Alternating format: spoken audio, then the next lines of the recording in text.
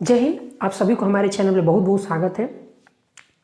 आज का हमारा टॉपिक रहेगा कि जो जैन समाज है, बहुत सारे जैन समाज रोड पर उतर करके क्यों विरोध प्रदर्शन कर रहे हैं। तो चलिए समझते हैं साधारण शब्दों में। तो जो जैन समाज होते हैं, ये जितने भी समुदाय हैं हमारे धरती पर, उसमें से सबसे शांति प्रिय जैन समाज को माना जाता है। वो लोग काफ़ी मतलब कि वो बहुत अहिंसात्मक होते हैं, मतलब कि वो एक छोटे छोटे जीव को भी वो लोग मारना नहीं चाहते हैं। बहुत इन सारे मुद्दे, इन सारी चीज़ों पे बहुत सेंसिटिव होते हैं। तो आखिर ऐसा क्या है कि ये जैन समाज जो इतना शांति प्रिय समाज होता है, वो रोड पर उतर करके जोरदार विरोध प्रदर्शन कर रहा है भारत के सभी बड़े शहरों में। तो चलिए समझते हैं इसके पीछे का कारण। तो इसके पीछे का कारण है श्री समेद पर्वत। ये जो समेद पर्वत है, ये श्री समेद पर्वत, ये झारखंड राज्य के गिरिडीह जिला में स्थित है। और आप जैसे जानते होंगे कि वहाँ पर आपका छोटा नागपुर का पठार है, तो वहीं पर है आपका श्री समेद पर्वत, जिनको जैन समाज में श्री समेद शिखर जी के नाम से जानते हैं। आप जी लगाने से समझ सकते हैं कि ये कितना रिस्पेक्टेड और पवित्र स्थल होगा, तभी तो इसमें जी लगाया जा रहा है। तो विवाद सब समझ लेते हैं कि यह है कहाँ। तो ये तो आपका हो गया झारखंड राज्य के गिरिडीह जिला में स्थित है, ठीक है। और वहाँ पर छोटा नागपुर के पठार के पास में है आपका श्री समेद पर्वत, जिसकी ऊंचाई लगभग 1350 मीटर है। और यह जो पर्वत है झारखंड राज्य का सबसे ऊंचा पर्वत है, श्री समेद शिखर जी, जिसको हम लोग पारसनाथ के नाम से भी जानते हैं। तो ये हो गई इसकी भौगोलिक स्थिति, कहाँ है, इसकी ऊंचाई कितनी है, जो भी है। तो फिर इस पर्वत से जैन समाज को लेना देना क्यों है, वो लोग क्यों रोड पर उतरे हैं। तो चलिए, आप जानते हो कि जैन समाज में तीर्थंकर होते हैं। तीर्थंकर उनको बोलते हैं कि जो उनके जो मुनि होते हैं, मुनियों में जो सर्वोच्च मुनि होते हैं, उनको तीर्थंकर के नाम से जानते हैं। तो अभी तक जैन समाज में आपका 24 तीर्थंकर हुए हैं। उन 24 तीर्थंकरों में से, 24 मुनियों में से 20 मुनियों ने आपका उसी समेत पर्वत पर आपका मोक्ष की प्राप्ति उनको हुई है।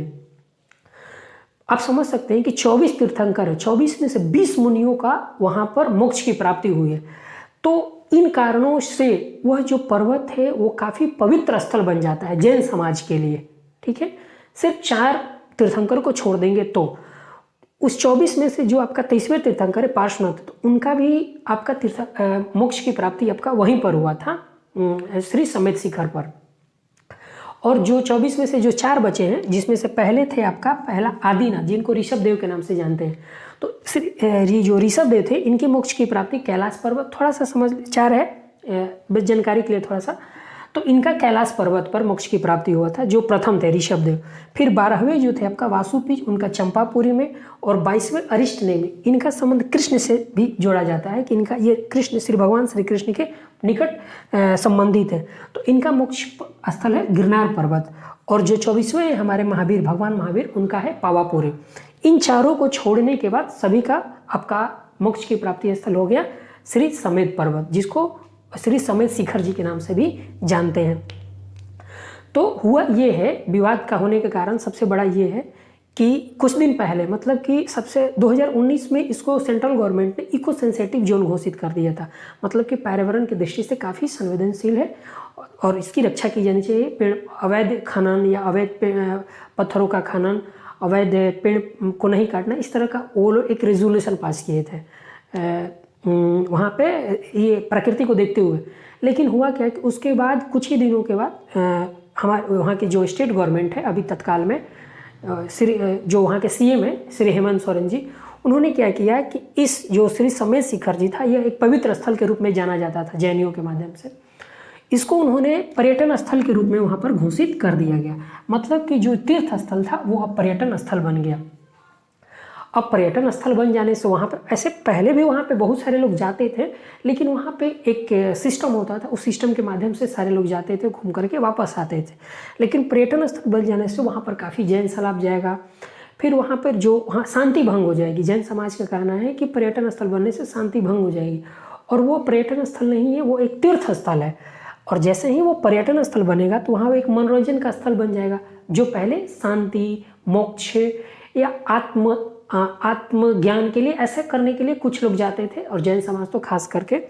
फिर वहाँ पर मांस मदिरा का बिक्री होने लगेगा, वहाँ पर लोग पिकनिक मनाने के लिए जाने लगेंगे। फिर पत्थरों को काटा जाएगा पार्क बनाने के लिए, कुछ ऐसा वहाँ पर मॉडिफिकेशन किया जाएगा। अब मॉडिफिकेशन करेंगे तो वहाँ पे जो पुराने जो जैन गुरु से संबंधित स्थल है, तो उसमें थोड़ा बहुत बदलाव आएगा। अब इसके कारण वो लोग इससे सहमत नहीं है। फिर वहाँ पर जो संत का मोक्ष स्थल है, मान लीजिए कि जो वहाँ पर 20 मोक्ष स्थल है, उसमें भी पर्यटन के अनुसार थोड़ा बहुत बदलाव किया जाएगा। तो इन सब कारणों के कारण जैन समाज काफ़ी रोष में है कि ये जो श्री समेत शिखर जी है, एक पवित्र स्थल है, तीर्थ स्थल है, तो इसको क्यों पर्यटन स्थल बनाया गया है। तो मिला जुला करके आपका यही सबसे बड़ा विरोध का कारण है कि सरकार जल्द से जल्द, जो वहाँ की राज्य सरकार है जिन्होंने इसको पर्यटन स्थल के रूप में घोषित किया है, उसको पुनः तीर्थ स्थल के रूप में वापस लिए जाए। और ये सारा आपका सोशल मीडिया पर भी इसका जमकर विरोध हो रहा है। बहुत सारे लोग पक्ष में भी आ रहे हैं, बहुत सारा पॉलिटिकल पार्टी, बहुत बड़े बड़े लोग भी हैं जो बोल रहे हैं कि नहीं, पर्यटन स्थल से उसको पुनः तीर्थ स्थल में लाया जाए। तो यही था आपका। हाँ, एक बात और कि उस क्षेत्र को जैन समाज लोग सिद्धि क्षेत्र के नाम से भी जानते हैं और तीर्थराज। जैसे कि हर जो समाज होता है उनका एक अपना अपना एक तीर्थ स्थल, पवित्र स्थल होता है। तो उसमें भी जैसे कि कैलाश पर्वत है कुछ समाज के लिए, सभी समाज के लिए अलग अलग, उसी तरह से इन लोग का वो तीर्थराज है। जीवन में इन लोगों का कहना है कि जैन समाज में से आपको कभी ना कभी एक बार इस पर्वत पर जाना होता है। उन लोग का ऐसे माना जाता है और वो लोग जाते भी हैं। तो इसलिए वो लोग उसको सिद्धि क्षेत्र या तीर्थराज के नाम से भी जानते हैं। और जैन समाज के शास्त्रों के अनुसार ये भी माना जाता है कि वहाँ का जो वातावरण है बहुत काफ़ी शांतिपूर्ण है।